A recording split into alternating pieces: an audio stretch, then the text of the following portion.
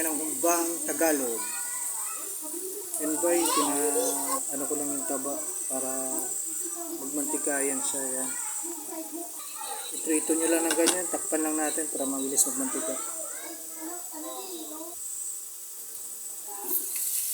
Diba, pag magmamantika na siya, lagyan natin ng konting suka, pampatanggal lang sa lang yan. Sa karne, yan, haluluin lang natin, bay. Ayan. Ang patanggal kasi ng langsa yan, tapos takpan na lang natin ulit hanggang sa mag-reduce yung suka. Diba, nakikita niya, nagmantika na siya, tapos may konting naprito na konti yung taba natin, bay. Pwede na natin i-collect yan, bay, para mapag-gisa tayo dyan sa mantika ng taba. Yan, tanggalin lang natin yan, bay. Galin lang natin lahat ng karne. Yan, sa same na kawali, bay, mag-gisa na tayo ng bawang,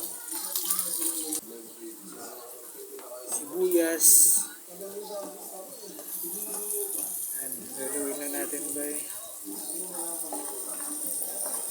Yan, same kawali lang yan, bay. Make sure na na-scrape nyo yung nasa ilalim, bay, kasi yun yung malasa. So, balik na natin yung karne dyan.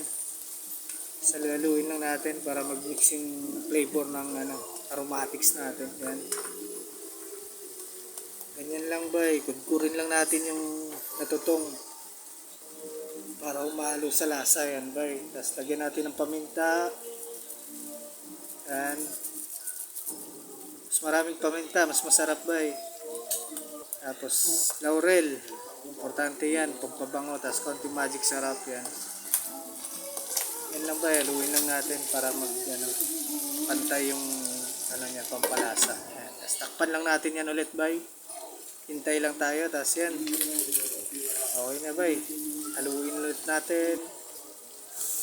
Tapos lagyan natin ng toyo yan, bay. Yan, para maganda yung kulay, yan. Tapos sunod natin yung binili ko sa tindahan na 10 pisong Sprite. Yan, Sprite yan, bay. Yan yung magpa-namis-namis sa ating humba. Yan, tapos maglagay tayo ng isang tasang tubig dyan, bay. Yung gagamitin natin pampalambot sa ating karne. Yan, maglagay din tayo ng asukal. Kahit isang kutsarang asukal lang, bay, okay na yan. Depende sa inyo kung gaano katamis yung gusto nyo sa humba nyo. Tapos takpan lang natin yan ulit, bay. Pakuluin lang natin hanggang sa lumambot yung karne, bay. Yan, pag yan kumulo na, bay, malapit na lumambot yan. Tingnan lang natin, haluin lang natin yan, bay. Tapos ilagay natin yung black beans, bay.